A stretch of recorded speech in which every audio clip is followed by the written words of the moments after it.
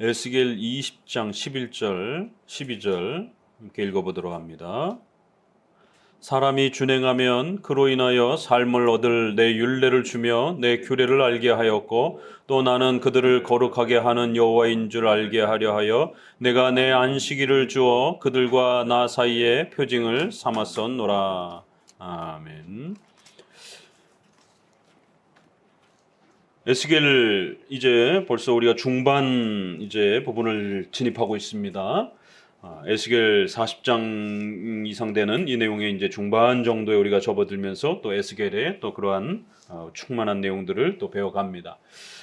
에스겔은 구약에서 종말론과 또 이러한 인간의 죄에 대한 부분들을 아주 깊이 있게 펼쳐나가기 때문에 다니엘과 더불어서 상당히 어려운 성경 중에 한 부분이라고 말씀을 드렸습니다. 그래서 끊임없이 성경의 그 단어, 문맥을 따라서 잘 읽는 훈련, 또 그러면서 신구약의 역사에 또 그러한 차이점들을 잘 헤아려가면서 또 읽는 또 그런 훈련, 그리고 마지막으로 결론적으로 어떤 교리를 향하고 있는가, 그래서 그 교리를 오늘 우리 시대에다가 적용하는 것입니다. 그 역사적 형편을 오늘 우리 시대에다 적용하는 건 아닙니다.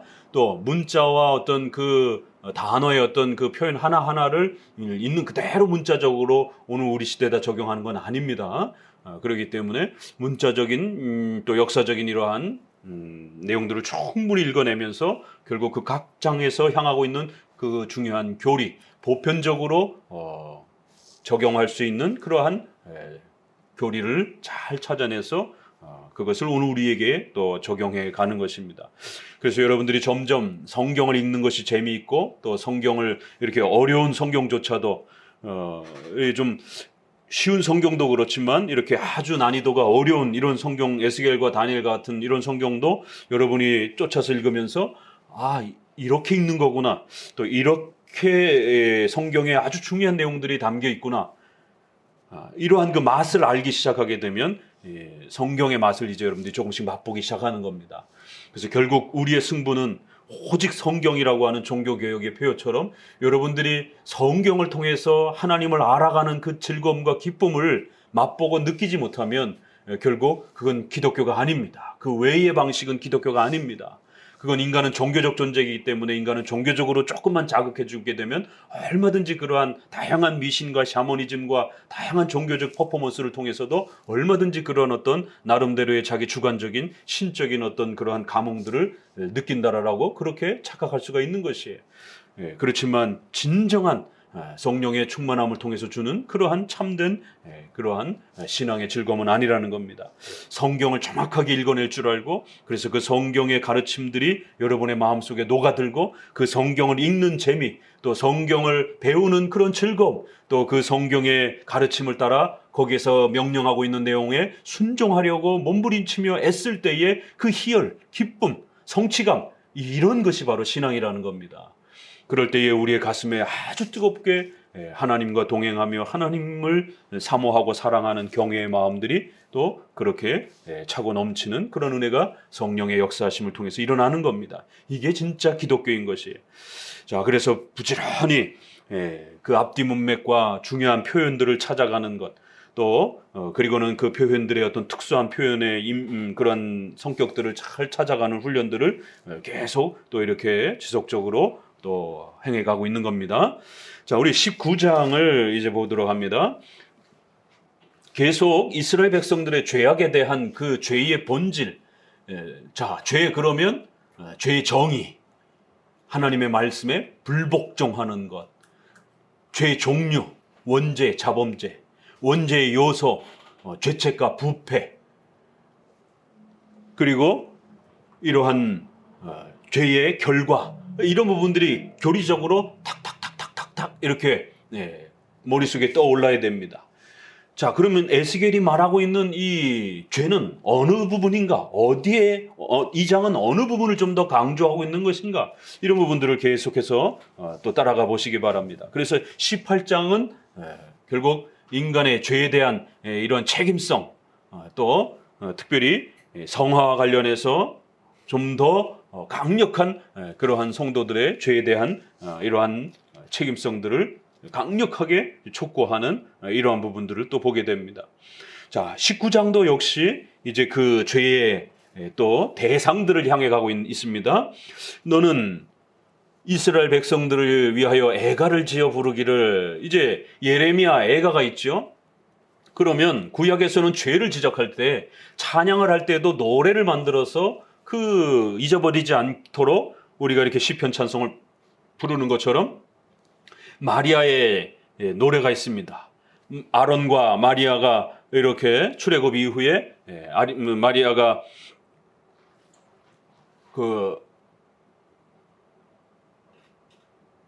아론의 여동생이 미리암, 죄송합니다. 미리암이 이렇게 찬송을 부를 때 거기도 보면은 모세를 통해서 그것을 노래로 이렇게 만드는 그런 과정과 내용들이 나옵니다. 그래서 그 노래가 지속되는 출애굽의 아주 그 결정적인 그 핵심 교리와 내용들을 잊지 않도록 계속해서 미리암의 노래도 있고 또 모세가 또 이렇게 따로 구별해서 노래를 또 이렇게 구성해 주어서 반복하도록 교리문답을 노래로 이렇게, 그래서 교리문답과 교리문답송이 이렇게 같이 벌써 구약에 소개가 되는 것을 보게 됩니다. 그러니까 이러한 노래가 죄악을 지적하는 데서도 효과가 나타납니다. 그래서 죄를 지적하는 것도 그렇고 또 그 죄를 노래로 만들어서 이렇게 에가라라고 하는 형태로 노래로 부르면서 그 아주 깊이를 더해가는 이러한 장면을 또 보게 됩니다. 그래서 에레미야 애가도 에레미야에서 분리시켜서 그렇게 노래로 구성되어 있는, 그래서 히브리어의 이러한 그 알파벳 순서를 따라서 아주 리듬감 있게 더 강렬하게 그러한 그 죄의 이러한 그 핵심을 파고들 수 있도록 그렇게 또 우리에게 도움을 주는 것을 보게 됩니다. 이 19장도 애가를 노래를 불러서 죄의 그 핵심을 지적해라 그러면서 이제 소개하는데요. 그럼 그 애가가 뭐냐 도대체 내용이? 부르기를 내 어미는 무엇이냐, 암사자라. 그가 사자들 가운데 엎드려 젊은 사자 중에서 그 새끼를 기르는데, 아주 이해하기 쉽게 여러 가지 다양한 비유들이 소개가 됩니다. 이러한 비유들도 예수님의 이러한 그 또 비유를 우리가 신약에 보게 되면 나옵니다. 그럴 때 우리가 복음서를 해석할 때 예수님의 비유를 어떻게 해석하는가, 이것도 단행본으로 나올 정도로 굉장히 큰 연구 주제예요. 그래서 예수님이 도적같이 오실 것이다, 또 예수님이 여러 비유를 설명을 할 때 그걸 너무 지나치게 비유론을 확대하면 안 된다라는 것이. 그런데 이제 시중에 나가서 그 예수님의 비유를 어떻게 해석할까, 뭐 비유론 해석법 이런 책들을 보게 되면 뭐 온갖 방법들이, 뭐 문학적 방법도 시작해가지고 뭐 여러 가지 에세이 방법부터 시작해서 온갖 방법을 다 동원하는 것이. 그러나 우리 장로교는 문법적, 역사적, 교리적 해석으로 그렇게 해석해 왔다라는 것. 그리고 공적 해석 규범인 웨스민스터 신앙고백이나 사도신경의 이러한 고백을 따라서 예수님의 비유도 이렇게 또 쫓아가는 것이. 또 모형론이라든가 비유론이라든가 이런 부분들은 확대시키지 않고 소극적으로, 제한적으로 이렇게 신구약이 스스로 설명하는, 성경은 성경 그 자체가 해석한다라고 하는 이런 해석의 원리를 따라서 성경이 그 비유에 대해서 적극적으로 설명하지 아니한다라면 너무 적극적으로 설명하지 않는 것이, 그걸 적극적으로 설명하다가 결국 중세시대가 풍유적 해석으로 빠졌고 결국 교회가 타락했습니다. 결국 종교개혁 이후에 소중한 해석 법칙을 가르쳐줬는데 경건주의가 등장을 하면서 또다시 영적 해석이라고 하는 또 이 풍유적 해석이 등장을 했고, 또 오늘날도 신비주의자들이 요한계시록이라든가 이런 부분들을 제일 즐겨 사용하는 게 뭐예요? 비유적 해석, 영적 해석. 성경에 나오는 이런 모든 부분들을 다 비유로 생각하고, 그래서 그거를 이렇게 상상적인 영적 의미로 전부 다 비틀어내는. 그러니까 성도들은 도대체 이 본문이 뭘 뜻하는지 아무도 모르는 거예요. 목사도 자기 마음대로 막 설교를 하는 것이고, 결국 영적 해석을 할수록 이단이 더 창궐해지게 됩니다. 그 해석을 점검하고 검증을 할 수가 없기 때문에. 자, 그런데 또 에스겔에도 이렇게 또 비유가 아주 적극적으로 또 많이 소개가 됩니다.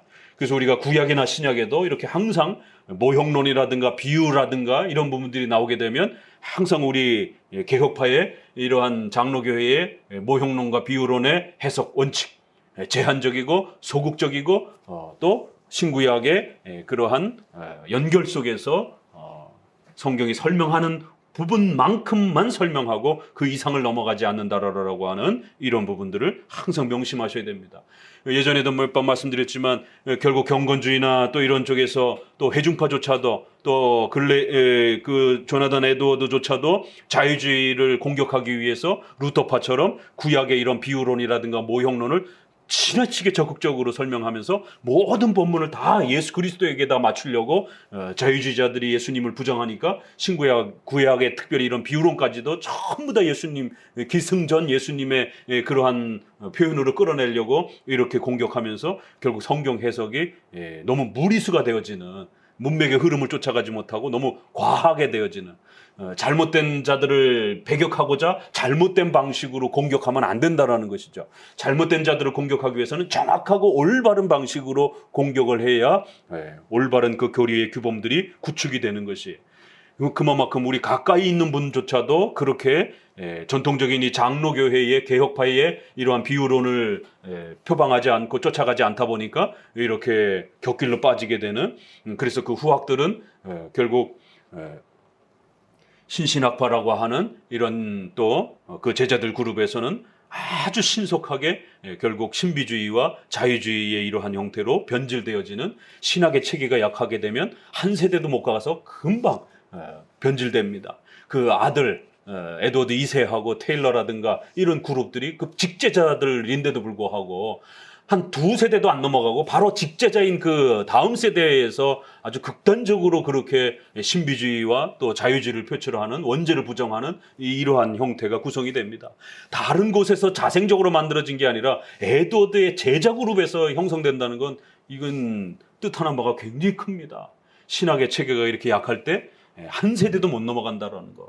루터가 훌륭한 분이지만 루터의 이러한 신학적 체계는 굉장히 약합니다. 그러다 보니까 멜랑이톤까지도 뭐 넘어가지 못하는, 그나마 최고 유명한 제자는 멜랑이톤인데 결국 멜랑이톤도 결국 나중에는 훨씬 더 칼빈 쪽으로 이렇게 기울어 가게 되는, 그리고는 나머지 루터파들은 오시안더, 예수님과 우리가 신일 합일이 돼야 된다, 신적인 에너지가 우리 인간 안으로 들어온다라는 거예요. 그게 구원이라는 거예요. 그래서 우리가 신성 반, 인성 반을 소유하게 된다라고.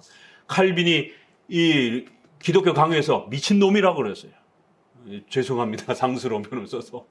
기독교 강요에 이건 미친 자라라라고. 기독교를 파괴하는 아주 악독한 자라라라고. 어떻게 우리가 신이 되느냐라라고, 이런 식으로. 아그리콜라, 율법론을 잘못 가르쳐서, 오늘날도 지금 우리 주변에 율법론 잘못 가르쳐갖고 지금 시끌시끌 하잖아요. 율법론을 잘못 가르쳐서 극단적 자유를 가르치는 루터의 만인제사장을 교회론에까지 확대를 시켜버린, 구원론에서 만인제사장이지 교회론에 목사님이나 나나 다 똑같아, 이런 식으로. 그러니까 목사님도 필요 없어, 그냥 내가 혼자 열심히 기도해서 능력 받으면 돼, 이런 식의 교회론의 만인제사장으로 제세례파처럼 적용을 해버려가지고 결국 극단적 자유론을 주장하는 이런 아그리콜라, 이렇게 아주 극단적 이단으로 판정될 정도로, 중간 정도 수준 떨어지는 정도가 아니에요. 아예 2단으로 판정될 정도로의 이런 심각한 변절자들이 루터의 바로 직제자들에서 쏟아져 나옵니다. 그리고 루터랑 함께 사역했던 이러한 칼스타트라든가 토마스 민저라든가 이런 사람들도 처음엔 루터와 동역자로서 그렇게 같이 협력했던 사람들이에요. 그런데 이제 그 사람들은 나중에 극단적 직통계시주의자들로 또 이제 이렇게 넘어가기도 하고, 다양한 형태의 신비주의자도 나오고 자유주의자도 나오고 율법주의자도 나오고, 이런 형태가 결국 신학의 체계가 약할 때에 본인은 그나마 그냥저냥 이렇게 지켜가지만 결국 계승이 되지 않는, 이제 이러한 일들이 항상 신앙의 역사 속에서는 벌어지는 것이. 자, 비유론이 나올 때는 항상 소극적이고 제한적인 이러한 방식으로 항상 우리는 접근한다라는 것. 자, 그래서 이제 어떤 비유냐면 어미가 암사자라, 그가 이제 젊은 사자 하나를 키웠는데 그 새끼 하나를 키우며 젊은 사자가 되어 식물을 움키기를 배웠고 점점 자라가더니만 나중에는 이 사람을 잡아먹는 거예요, 자꾸. 암사자가 기다리다가 소망이 끊어진 줄 알고 그 새끼 하나를 또 취하여 젊은 사자가 되게 하니, 그래서 이제 다른 사자를 또 키웠어요. 젊은 사자가 되며 여러 사자 가운데 왕래하며 식물 움키기를 배워 사람을 삼키며, 그런데 이것이 또 교만해져 가지고는 사람까지 잡아먹는 이제 이러한 모습을 보이게 됩니다. 그러니까 이제 여기서 너무 멀리 나가면 안 돼요. 그러니까 사자는 짐승도 잡아먹고 뭐 사람도 잡아먹는 거죠. 그게 사자의 본성이니까. 그렇지만 여기서는 그 사자를 이스라엘에다가 비유를 하기 때문에, 이스라엘 왕에게다 비유를 하기 때문에 사자에게 적용된 그 힘, 권위, 이런 부분들, 그래서 잘 키워졌는데 결국 사람에게까지는 손대지 말아야 되는데 사람을 해치는 이런 부분들을 이렇게 적용해서 그 어린 암사자가 어미로부터 이렇게 보호함을 받아서 건강하게 잘 큰 것을 이렇게 돌아보지 않고 거만해지고 교만해져서 사람은 해치지 못하도록 이렇게 정해놓은 질서를 깨트려 버리고 결국 사람까지 해치게 되는 이런 악함들이 벌어졌다라는 것이. 그래서 이렇게 사자의 그 힘, 동물의 왕으로서의 최고의 권위와 이런 힘을 가지고 있는 그런 사자, 그러한 사자를 인간의 왕에 비유를 해서 이스라엘 왕들을 하나님이 그렇게 세웠고, 연약한 나라지만 하나님이 그렇게 주변 나라 가운데서도 이스라엘 백성들을 키웠고 거기에 왕을 세웠고 그 왕에게 또 그런 통치권을 하나님이 허락해 주셨는데도 불구하고 결국 하나님을 버리고 그 새끼 사자를 키워준 어미를 버리고 결국 이렇게 악행을 저지르는, 이제 이런 정도까지만 이제 이렇게 해석을 제한해야 됩니다. 결국 각각의 왕들은 종말론적으로 이제 그 어느 왕인지 이렇게 명시되진 않았지만 적어도 에스겔이 사역하고 있었던 그 포로기 시대 586년에 시드기야가 이제 마지막 왕으로서 멸망하지 않습니까? 그러니까 그 시드기야나 그 앞선 여호와긴 왕이라든가 이제 그 정도의 이렇게 왕 정도를 이렇게 추적하면 되는 것입니다. 결국 이러한 악행을 저지르자 갈고리로 깨어 9절에 철롱에 넣어 끌고 바벨론 왕에게 이르렀나니 그를 옥에 가두어 그 소리로 다시 이스라엘 산에 들리지 않게 하려 함이라. 내 피의 어미는 물가에 심긴 포도나무 같아서 물이 많음으로 실과가 많고 가지가 무성하며 그 가지들은 건강하여 권세 잡은 자의 홀이 될 만한 그 하나의 키가 굵은 가지 가운데서 높았으며 많은 가지 가운데서 뛰어나서 보이다가, 이제 한 번은 이렇게 사자의 비유로 이야기를 하고 또 한 번은 두 가지 비유가 나오는데 포도나무에 또 이런 비유가 나오죠. 그래서 포도나무가 앞서서도 소개된 것처럼 열매를 맺는 것이 가장 중요한 목적인데 결국 열매는 맺지 않고 결국 쓸데없는 이러한 기능을 보이는 그러한 포도나무의 어리석음을 이렇게 책망하면서, 그래서 그 가지를 다 뽑아버리시겠다라고 하는, 열매 맺지 못하는 이러한 포도나무는 아무 쓸모도 없다라고 하는 이제 이러한 또 나무의 비유를 하면서 그렇게 이스라엘 백성들이 하나님 앞에 이게 한 번은 농사의 비유, 한 번은 어미가 새끼 사자를 잘 보살펴서 그렇게 키워내는 이러한 그 동물의 비유를 통해서 이렇게 하나님을 외면하고 등져버리는 이스라엘 백성들의 죄악을 이렇게 아주 비유적으로 또 책망을 합니다. 자, 그러고는 이제 20장에 들어와서 그럼 도대체 그들의 그 죄가 도대체 뭔가? 그러니까 19장에서는 좀 더 그 왕에 집중돼 있죠. 그래서 특별히 지도자들, 그 국가의 그러한 지도권을 가진 권위를 위탁받은 이러한 종교 지도자들, 또 국가의 통치자들, 이러한 지도자들의 죄악들이 한 번은 대표적으로 먼저 책망이 되어집니다.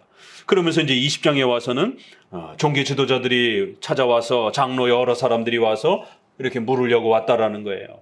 그러자 호되게 책망을 하면서 이제 3절에 같이 읽어봅니다. 인자야 이스라엘 장로들에게 고하여 이르기를 주 여호와의 말씀에 너희가 내게 묻으러 왔느냐? 나 주 여호와가 내가 나의 삶을 두고 맹세하노니 너희가 내게 묻기를 내가 용납지 않으리라. 예, 장로들이 와서 하나님이 어떻게 우리에게 말씀하시는가 듣고 싶습니다. 그런데 하나님이 화가 나셔서 저들이 기도하고 하나님의 말씀을 구하고 그렇게 물으려고 할 때에 하나님이 거기에 응답해 주겠느냐라는 거예요.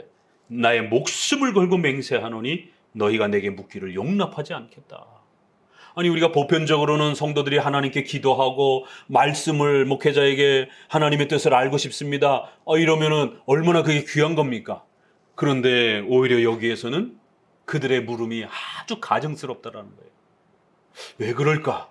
하나님께 기도를 요청하고 하나님의 뜻을 구하며 하나님의 말씀을 배우고 싶다고 찾아온 자들을 향하여 아주 가증스럽다라는 거예요.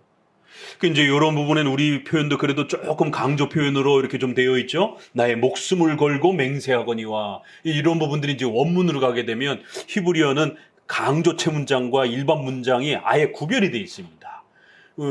영어나 우리말도 그렇고 이렇게 강조를 하려면 약간 뭐 이렇게 부사를 좀 더 세게, 정말 뭐 아주 뭐 이런 말을 붙인다든가 약간 이렇게 변형을 준다든가 이렇잖아요. 그렇죠?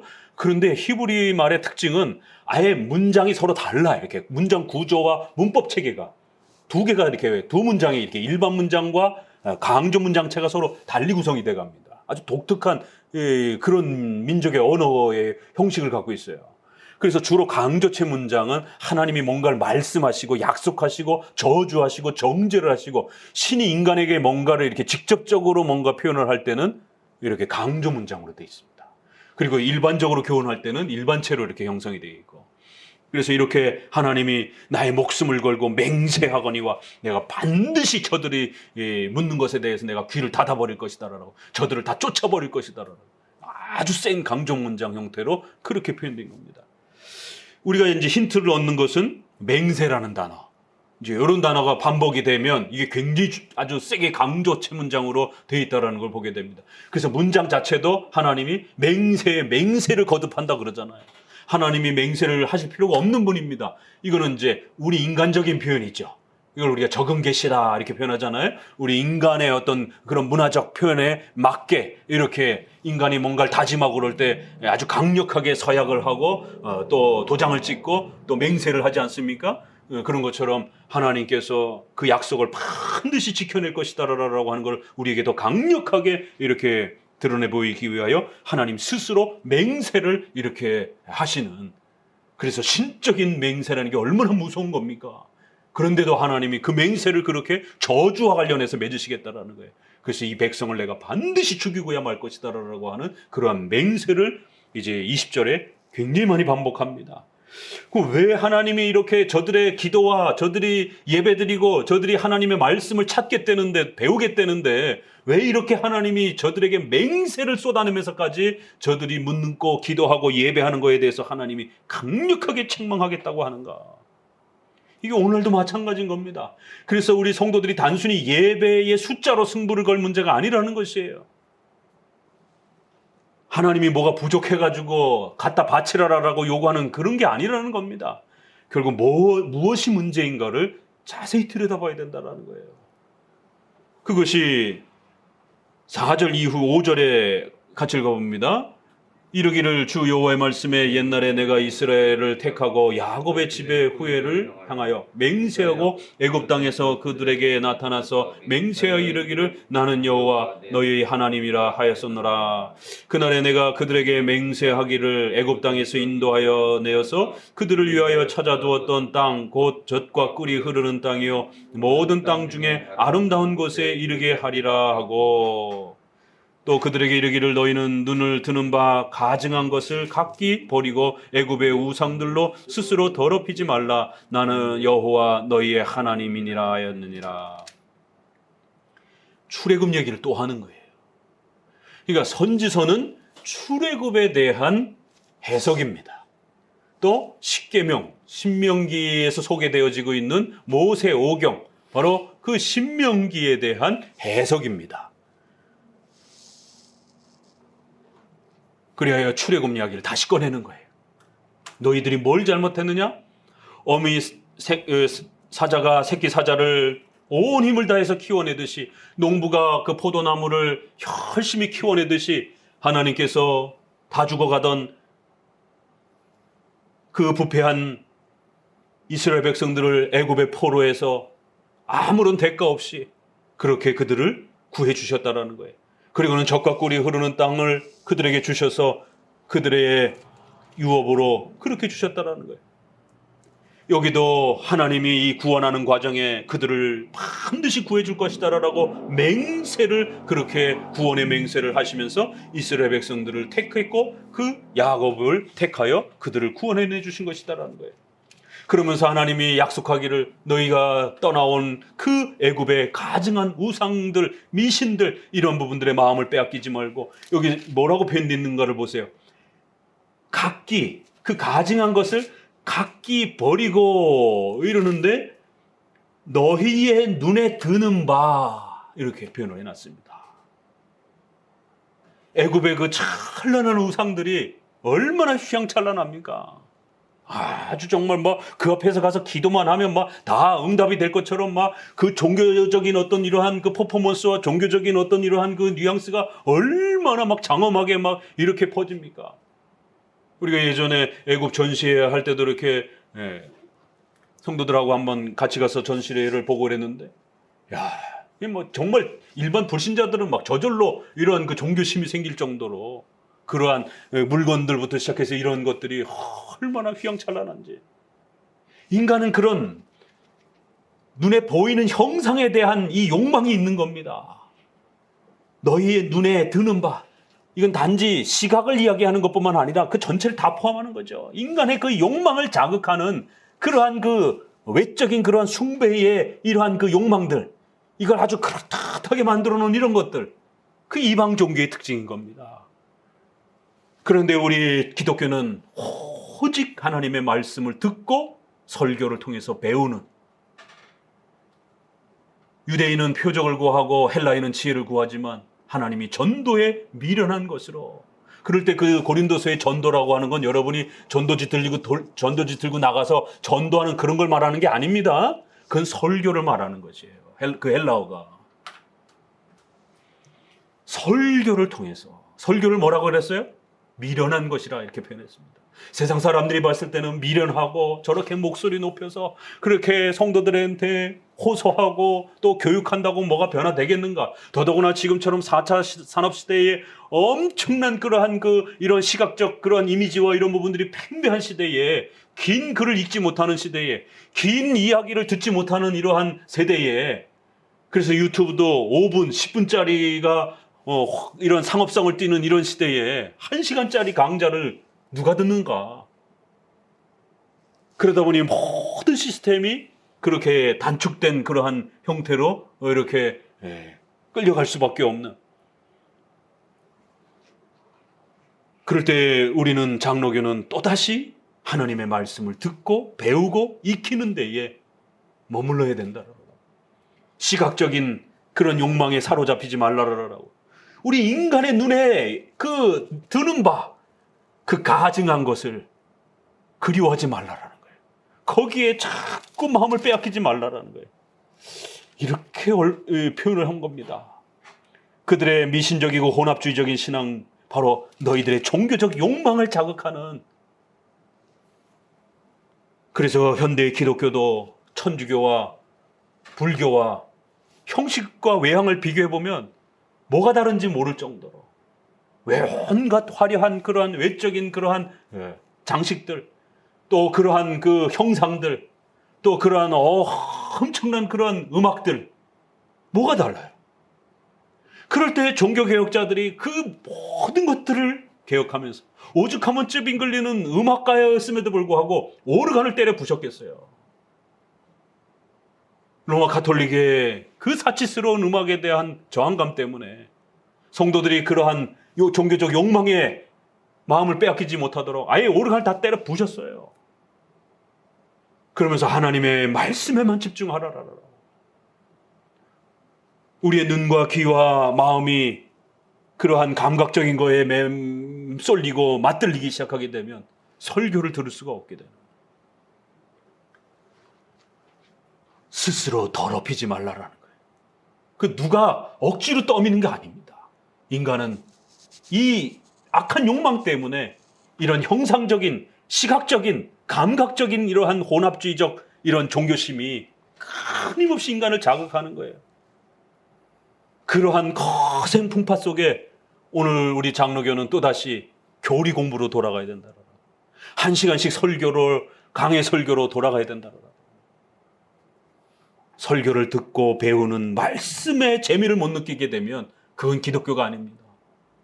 설교의 재미를 못 느끼게 되면 그건 기독교가 아닙니다.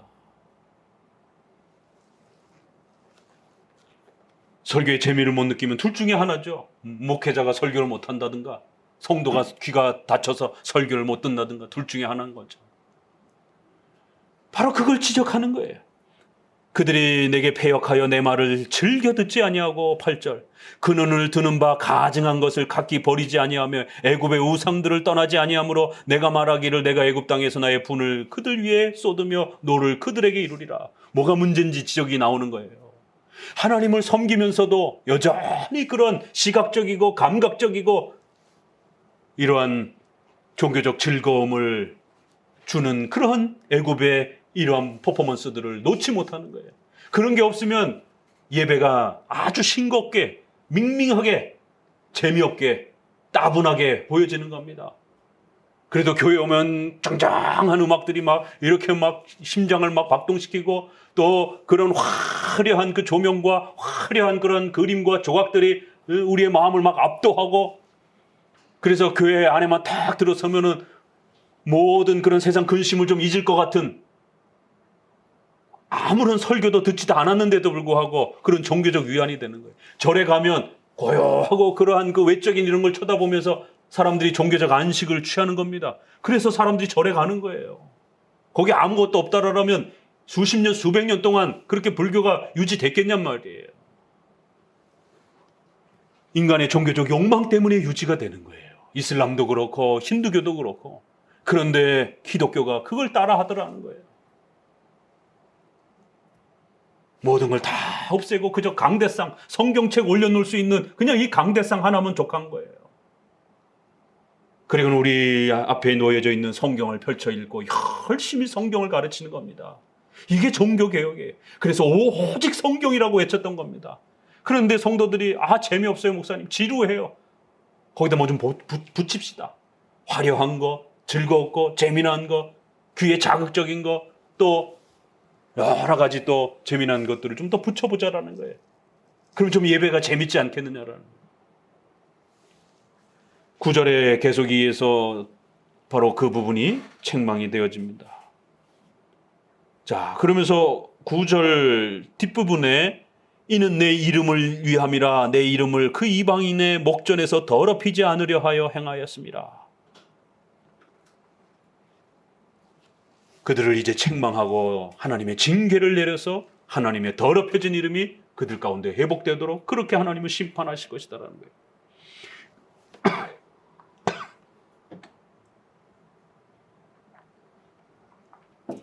혼합주의적인 이들의 신앙 때문에 하나님의 이름이 더럽혀진다라고.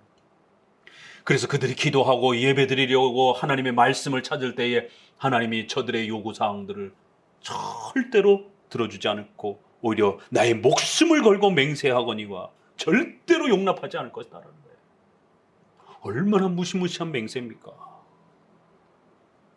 하나님이 거절하겠다라는 거예요. 너희의 요구사항, 너희의 기도, 너희의 예배, 너희의 말씀을 듣고 싶지 않다는 그 요구사항들 하나님께 물으면 뭐하냐라는 거예요. 순종을 할 거냐? 그러는 거예요. 뭐하러 묻느냐라는 거예요. 뭐하러 장로들이 와가지고 선지자한테 묻느냐라는 거예요. 왜 물어 도대체?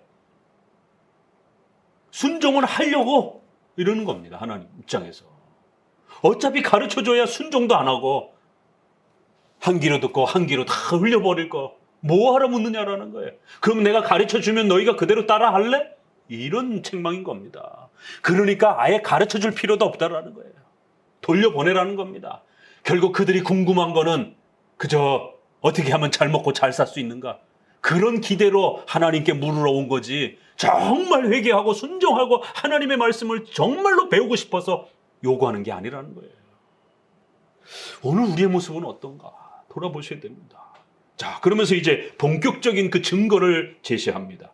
그들이 타락했다라고 하는 증거가 오늘 10절, 11절 같이 읽어봅니다. 다시. 그러므로 내가 그들로 애굽 땅에서 나와 광야에 이르게 하고 사람이 준행하면 그로 인하여 삶을 얻을 내 율례를 주며 내 규례를 알게 하였고 또 나는 그들을 거룩하게 하는 여호와인 줄 알게 하여 내가 내 안식일을 주어 그들과 나 사이에 표징을 삼았었노라.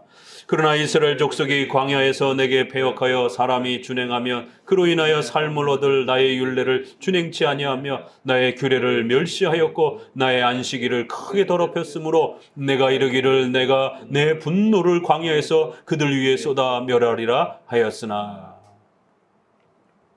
뭐가 잘못됐다라고 이제 그 신뢰를 들죠?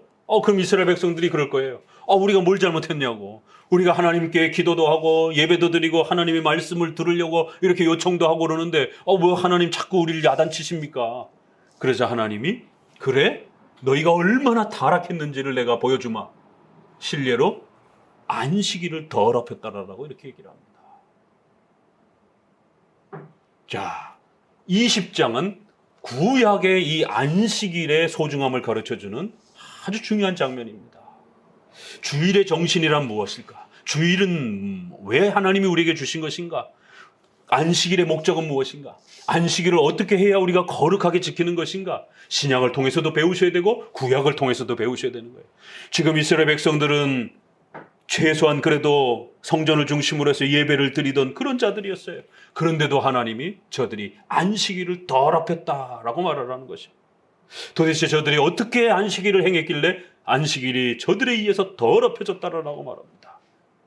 세 가지 정도를 기억하셔야 됩니다. 안식일이 도대체 왜 그렇게 중요한가? 안식일은 하나님과 저들 사이에 맺은 언약의 표징이라는 거예요. 표징이라는 단어. 두 번째, 이스라엘 백성들의 불신앙 때문에 하나님의 거룩한 이름과 영광이 더럽혀졌다. 단순한 잘못이 아니라는 거예요. 선악과 문제가 단순한 실수가 아니듯이 이스라엘 백성들의 이러한 안식일을 파괴하고 우습게 여기는 이런 불신앙들은 하나님의 이름을 더럽히는 그런 행위라는 것이에요. 하나님의 존엄에 심각한 위해를 가하는 것이다. 물론 본질적인 하나님의 영광에는 더하거나 하나 뺄 수는 없습니다. 그건 신적 본질의 속성이기 때문에. 그러나 섭리적이고 언약적인 관계 속에서 우리를 하나님의 자녀요 백성으로 초대하셨기 때문에 자식이 잘못하게 되면 부모가 욕을 먹는 그런 언약적 관계, 그런 섭리적 관계 속에서 정도는 하나님의 이름이 더럽혀지는 것이에요. 세상 사람들로부터 교인들 때문에, 교회 때문에 뭐 하나님이 저래. 이들의 악함 때문에 이들이 광야에서 멸망을 하게 되면 모세가 하소연했던 게 그겁니다. 하나님, 이방인들이 뭐라고 하나님을 욕을 하겠습니까? 하나님은 시작은 하셨지만 가나안에 들어가게는 못하는 무능력한 하나님이라고 그렇게 비난하지 않겠습니까? 이스라엘 백성들 죄 때문에 하나님이 무능력한 하나님처럼 불신자들에게 그렇게 알려질 수 있다는 것이. 그러한 언약 관계 속에서는 우리의 죄 때문에 하나님의 영광이 가리워질 수 있는 것이. 더럽혀졌다. 세 번째, 그 안식일은 여러분 이제 문자와 단어와 이런 문맥적 해석을 자꾸 하는 훈련들을 하셔야 됩니다. 이 세 가르침 아래서 안식일과 관련해서 또 다른 또 특징 하나를 골라보세요. 어떤 특징이 있습니까? 중요한 그러한 명사, 형용사, 동사, 부사 이런 이제 단어들을 집중해서 보는 훈련들을 하는 거예요. 그게 모아지면 문장이 되는 거고. 자, 그럼 요 한 세 구절 안에 안식일과 관련해서 표징이라는 단어, 더럽혀졌다라는 그러한 의미 또 하나가 있어요. 한 세 가지 정도.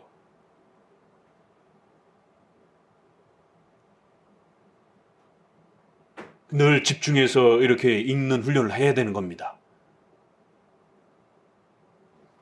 어떤 단어죠? 찾으신 분 있어요? 이 세 절 안에 많이 반복되는 말이 있습니다. 많이 반복되면 중요한 거예요.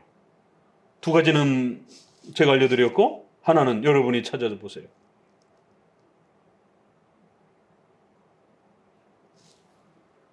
뭐 틀려도 괜찮아요. 그렇죠. 내 규례, 내 율례, 내 안식일, 나의 율례를 준행치 않으면 나의 규례를 멸시하고 나의 안식일. 나의 안식일. 여러분의 안식일이요? 아닙니다. 하나님의 안식일이라. 안식일의 소유권에 대한 문제. 하나님의 것이다라는 어마어마한 표현입니다. 안식일 여러분들이 대충 해는 둥 마는 둥 또 급하면 집안 볼 일도 보고 아니요. 여러분의 것이 아니라는 거예요. 하나님의 안식일이라는 거예요. 하나님의 것이다라는 거예요. 6일은 우리에게 주셨다라는 거예요. 하나님이 분명히 그 소유권을 분리시켜줬습니다. 모든 날이 하나님의 것이지만 질서적 차원에서 6일은 우리에게 주시고 안식일은 7일은 하나님의 것이라는 거예요. 절대로 손대지 말라라는 거예요. 절대로 넘보지 말라라는 겁니다. 마치 선악과 명령처럼 선악과는 더 이상 없어졌습니다. 그건 아브라함에게만 요구된 거예요. 아니, 아담에게만 요구된 겁니다. 그 이후에는 보편적인 율법의 명령만 남은 거예요. 그렇지만 안식일의 이러한 명령은 여전히 남아 있습니다. 나의 안식일, 나의 주일, 하나님의 날이라라고 합니다. 그래서 절대로 그건 건들지 말라라고 하는. 6일은 너희가 마음껏 쓰되 그 하루는 구약에서는 안식일이요 신약에서는 주일이라고 하는 이 날은 절대로 함부로 쓰면 안 된다는 거예요. 그럼 건드리면 안 된다는 거예요. 그거를 빼서 일부분을 10%든 50%든 여러분의 개인의 유익을 위해서 써서는 안 된다는 거예요. 왜요? 그건 하나님의 것이기 때문에. 그럼 구약의 아담이 선악과를 도둑질한 것처럼 오늘 우리 시대의 성도들이 하나님 앞에 범죄한 것을 뭘로 증명하느냐? 구약에는 안식일의 불순종과 타락을 그렇게 증명을 안식일로 한 겁니다. 이러한 기능이 안식일로 그렇게 증거되어졌다는 거예요. 그럼 오늘날도 이러한 부분들은 얼마든지 사용될 수 있습니다. 왜요? 그 본질이 바뀌지 않았기 때문에. 안식일의 소유권과 주일의 소유권은 여전히 하나님의 것으로 남아있기 때문에 오늘날도 교회가 타락하고 성도들의 신앙이 타락했다? 제일 먼저 성도가 주일 예배 등한시합니다. 그건 뭐 100%예요. 예배 잘 나오던 사람이 어느 날 갑자기 예배 잘 안 나와요. 그럼 신앙이 타락한 증거입니다. 어떤 사람이 신앙이 없던 사람이 교회에 예배들이 열심히 오기 시작해요. 그건 신앙이 있다라는 증거입니다. 그래서 우리가 공적으로 세례를 줄 때는 그가 공적 예배에 나오지를 않으면 세례 안 줍니다. 아무리 신앙이 있다라고 와서 하소연을 해도 조건은 공적 예배에 신실하게 6개월이든 1년이든 꾸준히 참석하는 그러한 모범을 보여야 되는 거예요. 왜요? 그게 인간으로서 당회가 판단할 수 있는 이 사람이 신앙이 있다라고 하는 외적 증거가 되기 때문에 그런 겁니다. 당회가 판단할 수 있는 것은 그런 외적 증거 몇 가지를 보고 판단할 수밖에 없기 때문에 그 사람 마음속에 들어가 볼 수는 없잖아요. 오늘날도 여전히 그 사람이 신앙이 있느냐? 주일에 공적 예배를 열심히 참석하는 거예요. 열심히 잘 참석하던 사람이 어느 날 갑자기 예배를 반으로 뚝 잘라 먹어요. 근데 나중에 또 오전 예배까지도 잘 안 나와요. 그러면 그 사람의 신앙에 뭐가 문제가 있기 시작한 겁니다. 그건 그냥 100%입니다. 그냥. 하나님께서 구약에 안식일을 제시를 하면서 봐라. 안식일은 너와 나의 표징이라는 거예요. 결혼 반지라는 겁니다. 무슨 표징이요? 언약의 표징. 내가 너희의 하나님이 될 것이고 너희는 내 백성이라는 거예요. 너희 건들면 너희 건드는 자들은 내가 다 죽일 것이다라는 거예요. 너희는 내가 애굽 땅에서 선택하여 맹세로서 너희들을 구해내준 여호와 하나님, 너희의 하나님 여호와. 이 전형적인 창세기 17장 7절 8절의 은혜 언약의 표현입니다. 7절 나는 여호와 너희의 하나님이니라. 이 십계명의 서문에 있는 표현이잖아요. 나는 너희의 하나님 여호와, 너희의 아버지라는 거예요. 너희는 내 백성이 되고 내 자녀가 될 것이다라는 거예요. 하나님께서 그렇게 은혜 언약을 통하여 반드시 맹세를 통하여, 맹세를 한다는 건 하나님이 채무관계에 묶이는 겁니다. 하나님은 절대로 맹세할 필요가 없는 분입니다. 자유로우신 분이기 때문에. 왜 인간에게 속박이 됩니까? 왜 인간을 구해줘야 되는 의무에 사로잡혀야 됩니까? 그럴 필요가 없는 분이에요. 그런데 하나님은 스스로 낮아지셔서 내가 너희를 반드시 구해주겠다. 아브라함에게 찾아오셔서 너희의 후손을 나의 자녀로 삼아주겠다라고 그렇게 은혜 언약을 맺어주신 것이. 그래서 그 약속의 표징으로서 외적 증거로 결혼 반지로 구약엔 안식일, 신약엔 주일을 주신 것이. 그래서 너희가 하나님의 자녀여 내가 너희를 반드시 지켜주고 너희를 괴롭히고 혹시라도 너희를 공격하는 자들은 이방인 그 누구가 되더라도 반드시 내가 그들을 벌하고 죽일 것이다 라고 하는 그런 약속인 거예요. 마치 한미 무슨 뭐 방위 무슨 조약처럼 우방 국가가 침략을 당하면 법적으로 무조건적으로 와서 도와야 되는 이러한 무슨 상호 방위 조약처럼 하나님께서 우리를 그렇게 높여주셔서 하나님과 우리가 언약을 맺고 그래서 사탄이 그 어떤 악한 자가 우리를 공격하게 되면 반드시 하나님이 맞서 싸워주고 너희들을 보호해 줄 것이다 라고 하는 하나님의 거룩한 맹세를 언약을 스스로 맺으신 것이. 그래서 이제는 하나님이 그 언약을 깨게 되면 심각해지는 겁니다. 하나님 스스로 맹세한 말을 부정하는 일이 벌어지게 된. 그래서 하나님은 맹세를 어길 수가 없는 겁니다. 이런 어마어마한 언약을 맺어주고 그 표징으로서 안식일을 맺어줬다는 거예요. 그래서 너희가 안식일을 잘 지키면 하나님의 백성으로 하나님을 사랑하는 것으로 인정하고 너희가 만약에 안식일을 대면하고 이렇게 등한시하게 되면 너희가 하나님 앞에 불순종하고 죄악을 범했다라는 것에 대한 표시가 될 것이다라는 거예요. 그래서 구약에는 이제 그 안식일을 목숨을 걸고 지키는 겁니다. 아예 안식일 날 나무를 해러 간 게 발각이 됐어요. 모세가 끌고 옵니다. 아직 규정이 없으니까 하나님 어떻게 됩니까? 때려 죽이라는 거예요. 그것도 가장 참혹한 방법으로 돌로 때려 죽이라는 거예요. 화형과 돌의 형벌은 금방 죽질 않습니다. 그래서 가장 무서운 벌이에요. 그 고통을 다 느끼면서 죽어야 되기 때문에. 아니 가족들이 있을 수도 있고 뭐 딸린 식구들이 많을 수도 있고 그런데 아니 그 생계 때문에 그렇게 일요일날 주일날 일 좀 하러 갔다고 해서 그게 맞아 죽을 일이냔 말이에요. 얼마나 아우성이었겠습니까? 하나님이 모델을 세운 거예요. 때려 죽이라는 거예요. 그리고 앞으로 이 기준이 모든 백성에게 적용되라는 거예요. 그래서 안식일날 일하러 가는 자는 죽이라는 거예요. 그 첫 사건이 그렇게 마련이 됩니다. 분명히 노동하지 말라고 했는데 한 사람이 우습게 여기고 에이 설마 죽이겠어 그래도 이러면서 일하러 간 거예요. 나무하러 가다가 그게 발각이 된 거예요. 그래서 끌어다가 어떻게 해야 됩니까? 하나님 죽이라는 거죠. 그래서 이런 구절을 잘못 읽으면 야 이거 하나님 너무하신 거 아니야? 그 식구들이 있을 수도 있고 노부모가 있을 수도 있고 우리가 모르는 여러 가정 형편이 있을 수 있을 텐데 그렇다고 무슨 타락하고 놀고 막 이런 것도 아니고 이 나무를 하러 그러면 가족들을 먹여 살리려고 이렇게 가정을 돌보려고 이렇게 신실한 그런 가장으로서 역할을 한 건데 주일날 일하러 갔다라고 죽이라는 것이에요. 그래서 모든 세대의 규범으로 삼으라는 거예요. 안식일은 너희 게 아니다. 자, 우리 웨스트민스터 대요리문답 120문에 안식일을 기억하여 거룩히 지키라라고 하면서 대요리문답 해설에 4가지를 하나님이 추가하셨습니다. 우리와 관련해서 2개, 하나님과 관련해서 2개. 꼭 외우셔야 됩니다. 우리와 관련해서 2개. 하나님께서 공평하게 주셨다라는 거예요. 이건 사실 공평한 건 아니에요. 오히려 하나님 더 주신 거예요. 우리에게 6일을 주고 하나님은 하루를 요구하신 거예요. 그런데 그걸 공평하다 이렇게 표현한 거예요. 우리에게 더 주신 거예요. 6대1 공평성에 대한 문제 전혀 불합리하지 않다라는 거예요. 6일을 더 줬기 때문에 6배를 더 줬기 때문에 첫 번째 우리를 위한 하나님의 그런 공평성, 은혜성. 두 번째 하나님이 안식일에 스스로 쉬셨다라는 거. 모범을 보이셨다라는 거. 아니 신이 우리를 위하여 굳이 모범까지 보여야 됩니까? 여기 회사에 뭐 과장 정도 되는 직급 분이 신입사원한테 본을 보이면서 일을 합니까? 우리 회사에서 그래요? 그냥 명령하고 막 시키고 제대로 못하면 막 꾸짖고 그냥 그래도 못하면 그냥 내쫓아버리면 그만이지.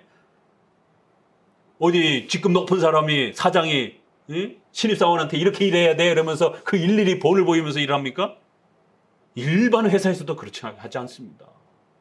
하물며 하나님이 쉰다는 게 무엇인지 왜 쉬어야 되는지를 어떻게 쉬어야 되는지를 본을 보이기 위해서 그 전지전능하신 하나님이 스스로 창조의 일을 중단하시고 쉬셨다는 거예요. 모범을 보여주셨다는 거예요. 그래서 쉬도록 안식에 거할 수 있도록 하나님이 쉬는 게 무엇인지, 그래서 복의 수단으로 삼았다. 이렇게 우리에게 복 주기 위한 수단으로 그렇게 삼았다라는 거예요. 자, 하나님을 위해서는 나의 안식일이라 라고 표현하면서 하나님의 소유권을 주장하면서 특별한 예의를 갖추도록, 하나님의 날이기 때문에 특별한 예의를 갖추라는 거예요. 나의 안식일, 내 안식일, 하나님의 것이기 때문에 함부로 우리가 해서는 안 된다는 거예요. 그래서 이 날은 아주 특별한 예의를 갖추는 공경성이 있어야 된다는 거예요. 특별한 예의성이 있어야 된다. 하나님을 위해서 두 가지. 그날은 우리의 것이 아니라 하나님의 것이기 때문에 특별한 예의를 갖추라. 구별을 하라 이거죠. 그리고 마지막 네 번째에서 하나님과 관련해서는 그 거룩한 날로 하나님이 그렇게 따로 분리시켰다라는 거예요.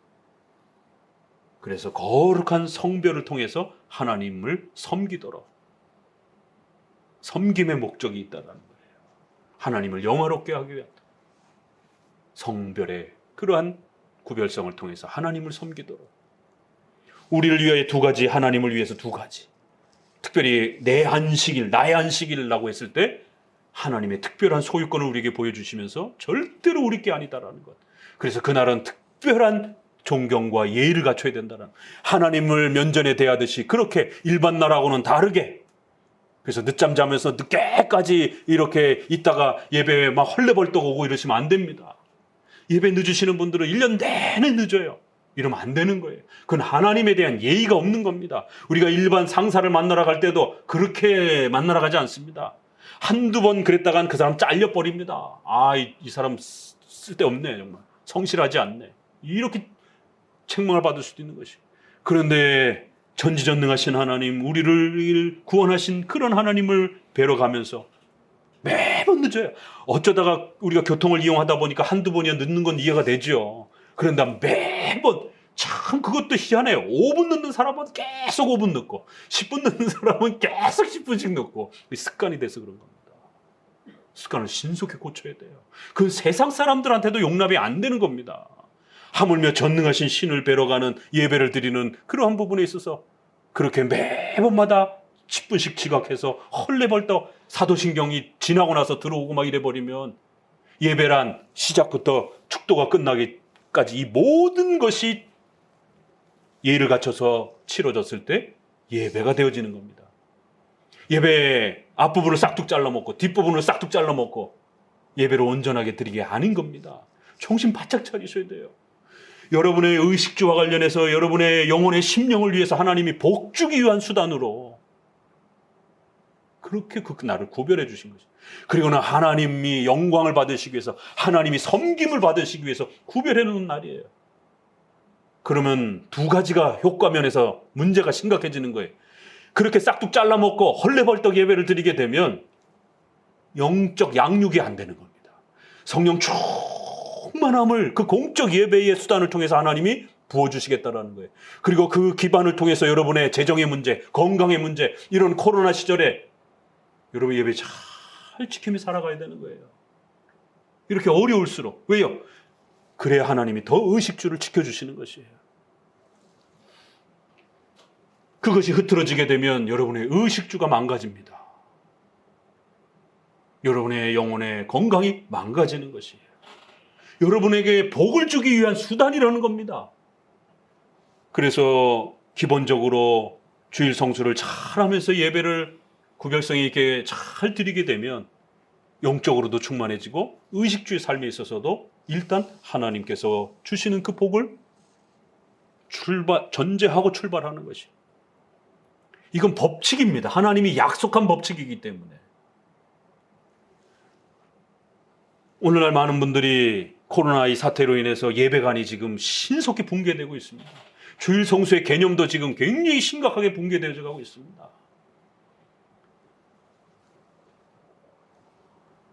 편리성이 자칫 잘못하면 핑계와 정당함으로 이렇게 구축되어 버리면 안 된다라는 것이에요.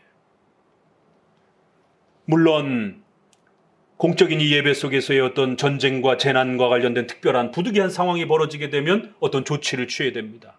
우리가 그 부득이함까지 무시하면서 무조건 그냥 현장에만선 그냥 죽을 각오를 하고 현장에만 있으라라고 하는 그러한 강팍한 애누리도 없이 그렇게 배려도 없이 그렇게 모질게 그렇게 예배만을 강조하는 그런 건 아니에요. 분명히 마태복음 12장에 있는 것처럼 짐승이 웅덩이에 빠지게 되면 아무리 주일이라 할지라도 불쌍히 여겨서 그를 구해내고 병자를 살려주고 이런, 그래서 제사보다도 긍휼을 원하신다라고 하는 그런 부득이함을 적용할 줄 아는 그러한 사랑과 배려가 분명히 있어요. 그럼에도 불구하고 공적 예배는 원칙인 겁니다. 그건 부득이함이죠, 말 그대로. 공적인 예배가 원칙인 겁니다. 그런데 또 어떤 분들은 신령과 진정으로 예배를 드려야 된다 그러면서 삶이 예배입니다.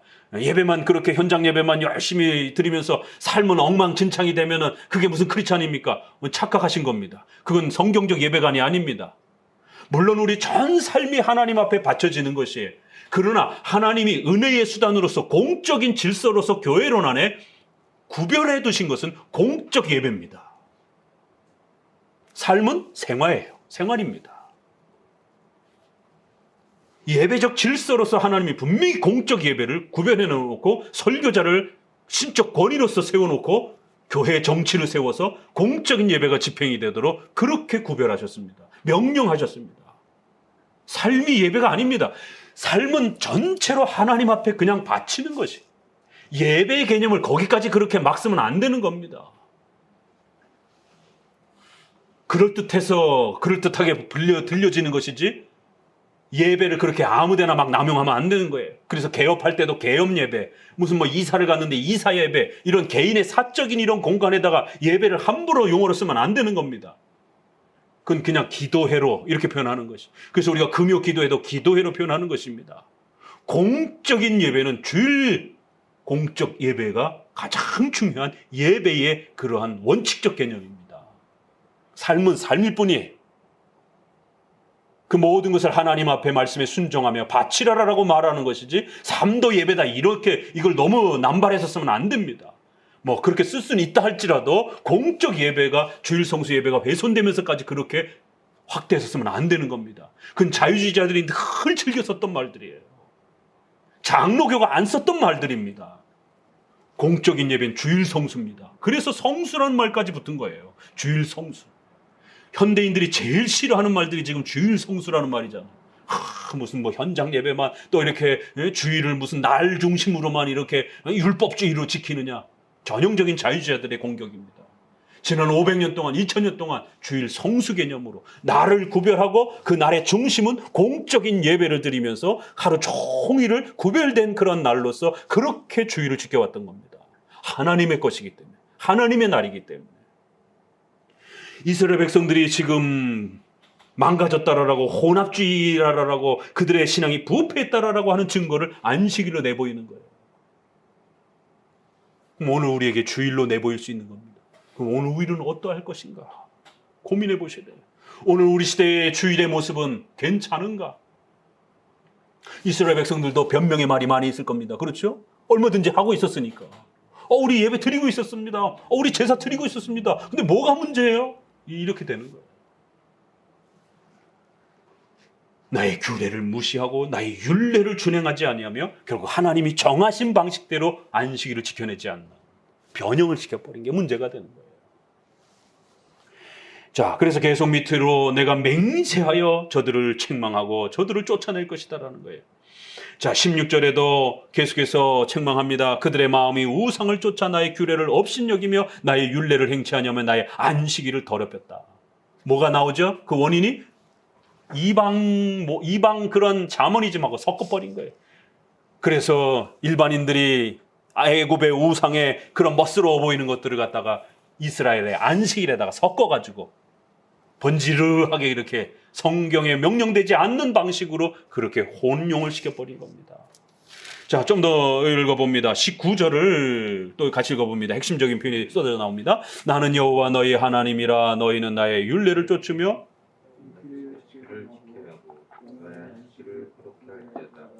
이것이 나와 너희 사이에 표징이 되어 너희로 내가 여호와 너희 하나님인 줄을 알게 하리라 하였노라. 그러나 그 자손이 내게 패역하여 사람이 준행하면 그로 인하여 삶을 얻을 나의 율례를 쫓지 아니하며 나의 규례를 지켜 행하지 아니하였고 나의 안식일을 더럽혔는지라. 이에 내가 이르기를 내가 광야에서 내 분을 그들 위에 쏟으며 내 노를 그들 위에 이르리라. 안식일은 힘든 게 아니라는 거예요. 원망과 불평할 수도 있어요. 왜 하루까지 다 안 주느냐? 왜 또 안식일은 이렇게 예배가 많고 또 이 짐승 피 빼야 되고 짐승 잡아야 되고 그 오물 청소해야 되고 이거 얼마나 번거롭습니까? 입이 이만큼씩 나올 수 있는 거예요. 그런데 하나님이 이 중요한 표현을 우리에게 던지는 겁니다. 사람이 준행하면 그로 인하여 삶을 얻을. 이게 최근에 갈라디아서 3장 12절을 율법론과 관련해서 율법대로 살면 그들이 의로워질 것이다 라고 하는 이 유명한 표현입니다. 이 구절을 끌어다 쓴 거예요. 하나님의 율법은 우리를 의롭게 하기 위해서 준 것이에요. 그런데 우리가 그거를 행하지 못하는 겁니다. 전적으로 부패해서. 하나님의 말씀을 지키기만 하면 거기에는 어마어마한 복들이 담겨 있는 거예요. 그런데 우리가 부패하여 행하지 못하는 거예요. 그래서 예수님이 오셔서 그 율법의 의를 우리 대신 성취하셔서 우리에게 주는 겁니다. 이 율법의 기능에 대한 이런 중요한 최근의 율법 논쟁과 관련해서 이 구절입니다.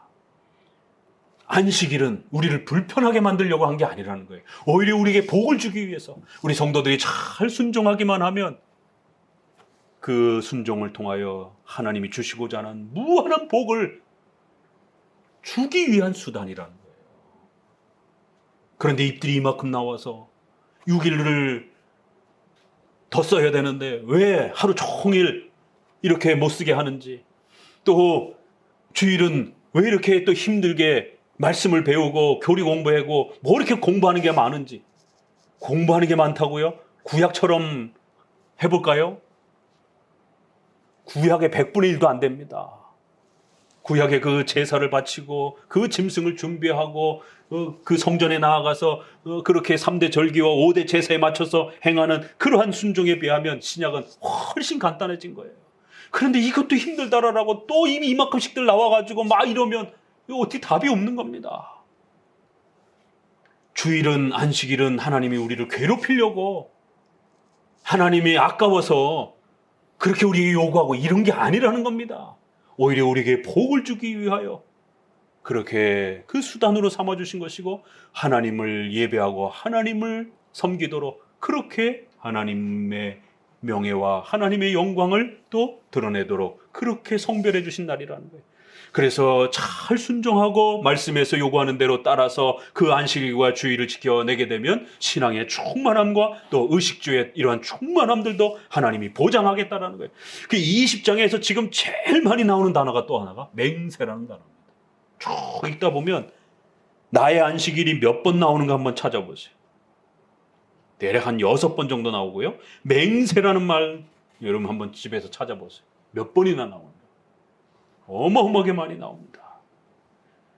자, 25절을 갑니다. 결국 그들은 불평 원망을 하면서 25절, 또 내가 그들에게 선치 못한 율례와 능히 살게 하지 못할 규례를 주었고 그들이 장자를 다 화제로 드리는 그 예물로 내가 그들을 더럽혔으면 그들로 멸망케 하여 나를 여호와인 줄 알게 하려 하였습니다.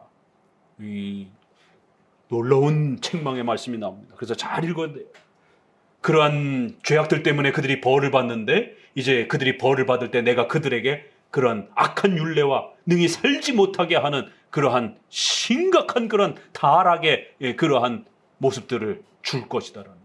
그들이 장자를 다 화제로 드리고 그 예물로 내가 그들을 더럽혔으면 그들로 멸망케 하여 나를 여호와인 줄 알 것이다. 악을 허용하셨다라고 이렇게 표현하는 거죠. 그래서 그들이 지은 죄가 결국 그들이 벌을 받도록 하기 위한 하나님의 무서운 섭리적 허용이었다라고 이렇게까지 얘기를 합니다. 그래서 그들이 그렇게까지 망가진 것을 하나님이 주셨다 이렇게 표현하는 거예요. 결국 그들의 악행에 대하여 하나님이 벌을 내리기 위하여 그들이 더 망가지도록 내버려 두시는 이러한 섭리적 허용, 악에 대한 섭리적 허용을 이렇게 표현하는 거예요. 하나님이 그들이 그렇게 망가지도록 주셨다 이렇게 표현합니다. 뭐가 문제죠? 자기 자식을 제물로 바치는 거예요. 이 고대의 이 풍속, 신에게 뭔가를 얻고 싶으면 제일 좋은 거를 바치라. 그래서 자식을 갖다 바치는. 이게 뭐에 대한 오해일까요? 우리 성경 법칙으로 들어가 보세요. 이거를 추적하고 추론할 수 있으면 굉장한 실력입니다. 자식을 갖다가 자꾸 바치는 거예요. 그러면 하나님이 복 줄 거라고 생각하는 겁니다. 레위기에 이 비슷한 요구가 있습니다. 그걸 오해한 거예요. 그러니까 이 안식일의 이 명령들을 곡해하고 오해해갖고 자기들 멋대로 적용을 하는 거예요. 비슷한 표현이 요구가 있습니다. 기억나는 거 있어요? 자식을 바치라는 아브라함에게서 한번 나오고 그것이 규범으로 율법으로 들어왔을 때 비슷한 표현이 있습니다. 자식을 낳으면 자식을 바치라는 표현이 있습니다. 어디 있죠? 응? 좀 크게. 나실인. 그건 자기를 성별해서 어떤 헌신의 표시로 삼을 때 그런 거고, 모든 성도들이 자식을 낳으면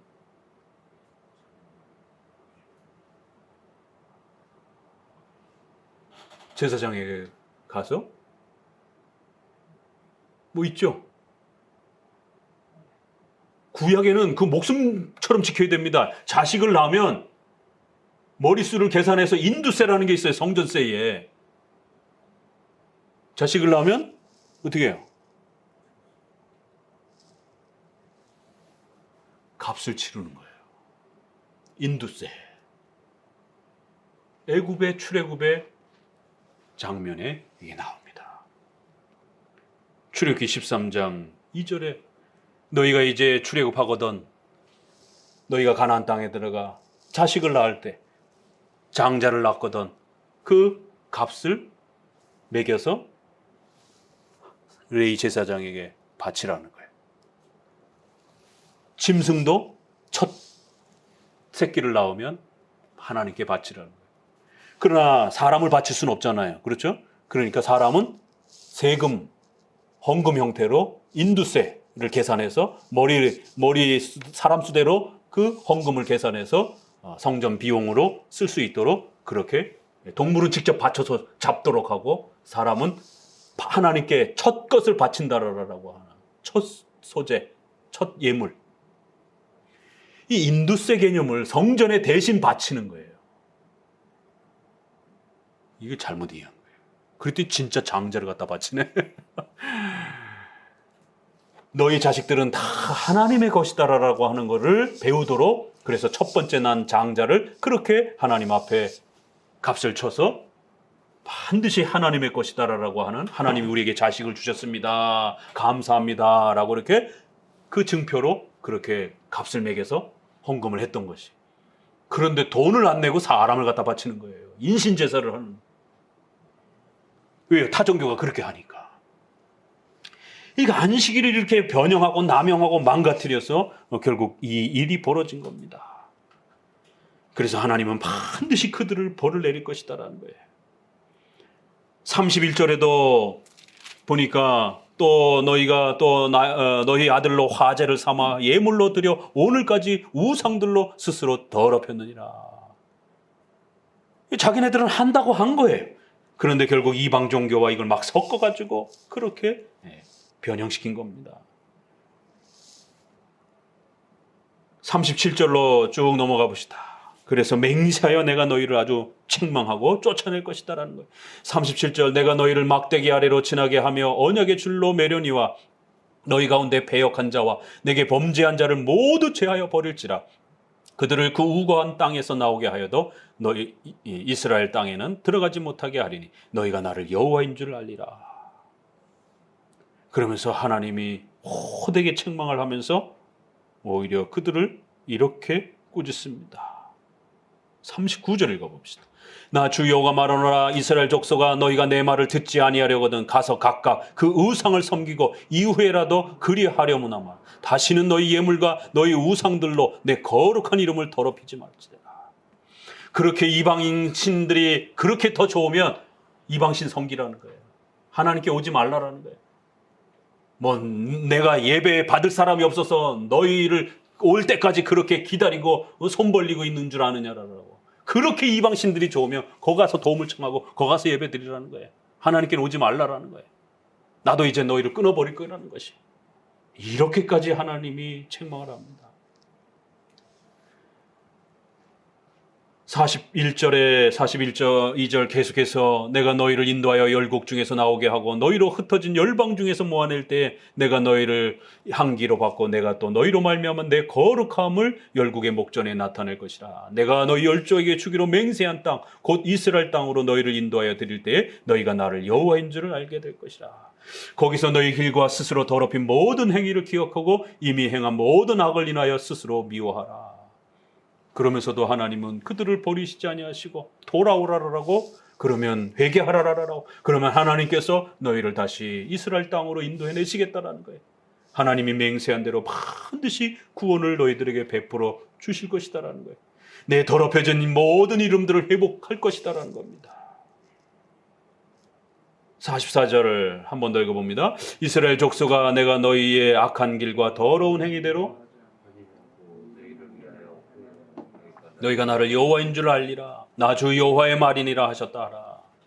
이스라엘 백성들이 온전히 회개해서가 아니라 하나님께서 아브라함과 약속하신 그 맹세를 잊지 않으셨기 때문에 너희를 다시 구원시켜 주실 것이다라는 거예요. 그러니까 속히 회개하라는 것이. 우리가 잘나서 돌이키고 우리가 잘나서 회복시켜 준 게 아니라 내 이름을 위하여 여호와 자신의 이름을 위하여 하나님이 맹세를 지키시는 자라는 것을 온 만방에 드러내고 보여주시기 위해서라도 이스라엘 백성들을 버리지 않을 것이다라는 거예요. 하나님께서 이렇게 자신의 신실함을 지켜가시겠다라는 거예요. 그러니 속히 회개하고 돌아오라는 거예요. 어떻게 이런 악을 계속해서 행하고 안식일을 망가뜨리면서 그렇게 살 수 있겠느냐라는 거예요. 이렇게 구약에도 전적인 하나님의 은혜, 불강력적인 은혜, 하나님이 먼저 우리를 사랑하셔서 우리가 하나님께 회개할 수 있고 하나님께 나아갈 수 있는 길이 열리는 것이지 우리가 공로로 우리의 의지로 먼저 시작하는 그런 방식이 아닙니다. 구약도 이렇게 회개하라라고 외치면서도 하나님이 먼저 손을 내밀어 주시고 먼저 그들을 사랑하시면서 돌아오라라고 외치는 그러한 은혜적 방식임을 항상 놓쳐서는 안 되는 겁니다. 자, 오늘 20장을 이렇게 마무리하면서 그들이 타락한 증거로 하나님이 제일 먼저 안식일을 먼저 이렇게 드러내 보이면서 너희가 모세오경에서 준 그 명령대로 안식일을 지키고 있느냐라고 요구하는 것이 돌아보라는 겁니다. 하나님의 말씀을 살피면서 너희의 안식일의 모습이 너희의 주일의 모습이 바른가 돌아보라는 것이에요. 그럼 우리 종교개혁자들은 어떻게 예배드렸는가? 어떻게 공적 예배를 지켜갔는가? 그 공적 예배를 지켜가기 위해서 어떻게 온 힘을 기울였는가? 오늘 우리 시대도 우리 성도들이 살 길은 이 코로나의 이 위중함 속에서 우리가 살 수 있는 길들은 예배를 회복하고 하나님이 가르쳐 주신 대로 성경적인 예배를 지켜가는 것입니다. 물론 우리가 지금 특수한 전염병의 또 이 아픔 때문에 부득이함을 또 일부 인정할 수밖에 없는 것이 너무 극단적으로 또 그렇게 물론 우리가 현장만 강조하는 건 아닙니다. 그러나 현장이 원칙인 것입니다. 부득이함이 핑계가 되어서는 안 되는 것이에요. 그래서 현장에 오는 것을 원칙으로 하고 또 국가가 숫자를 정해준다라고 해서 그거를 온전히 무조건 따라가는 방식도 위험한 것입니다.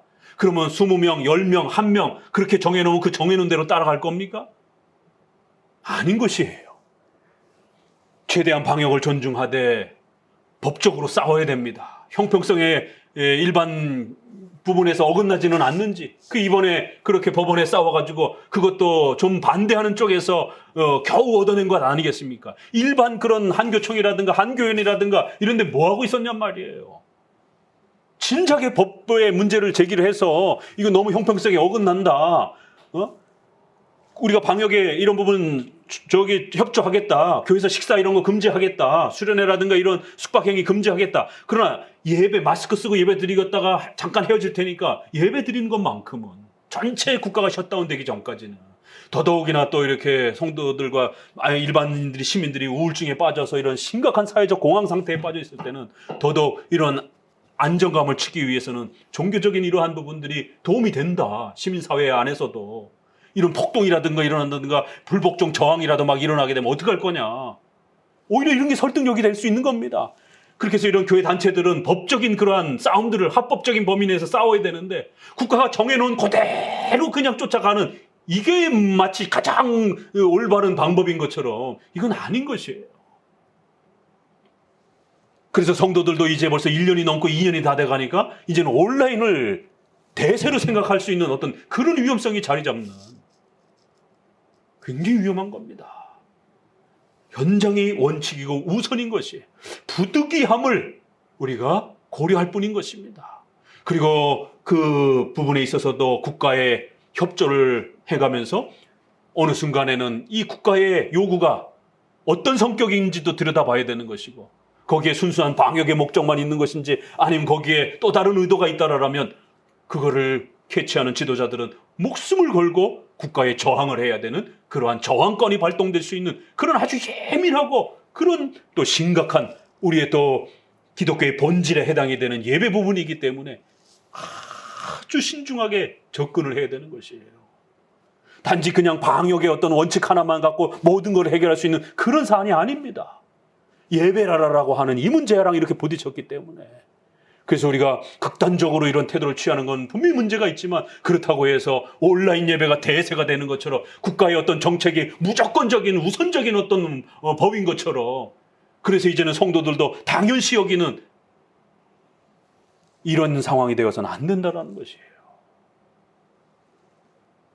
어느샌가 우리들 마음속에도 이러한 현장의 이러한 예배와 공적인 예배들이 우리 스스로 불편해지고 또 질병이라고 하는 이유 하나 때문에 모든 공적 예배에 대한 부분들이 순위가 밀려버리는 우리의 마음은 아닌지 또 돌아볼 시간이 됐다라는 거예요. 왜요? 벌써 2년 가까이 지금 진행돼 가고 있기 때문에. 우리가 수요예배라든가 이런 것도 마찬가지입니다. 오시는 게 원칙인 거예요. 멀리 있어서 어쩔 수 없이 못 오시는 분들한테는 우리가 이렇게 온라인으로 부득이함을 열어드리는 것뿐인 것이에요. 그런데 가까이 있는데도 불구하고 안 오시고 이러면 그건 원칙이 아닌 것입니다. 이렇게 원칙과 부득이함을 예배관 안에서 우리가 잘 지켜내지 못하면 어느 순간 우리 스스로가 부득이함이 원칙이 돼버리는 핑계가 원칙이 돼버리는 이런 일이 되어져 버리게 됩니다. 그러면 에스겔서와 같은 책망이 오늘 우리에게도 또 여전히 주어질 수 있는 것이에요. 오늘 한국교회는 예배가 안전한가? 오늘 한국교회 예배는 건전한가? 한국교회 예배는 괜찮은가? 정말 우리가 돌아보셔야 되고 이때나 오늘이나 하나님과 우리의 약속의 표징 내가 신자라라고 하는 강력한 외적인 결혼 반지의 표징은 안식일이요 주일임을 명심하시기 바랍니다. 그럴 때에 하나님이 여러분에게 영적으로 충만을 주시고 의식주의 삶을 강력하게 지켜낼 거라고 맹세에 거듭거듭 맹세를 또 행하고 계시는 것입니다.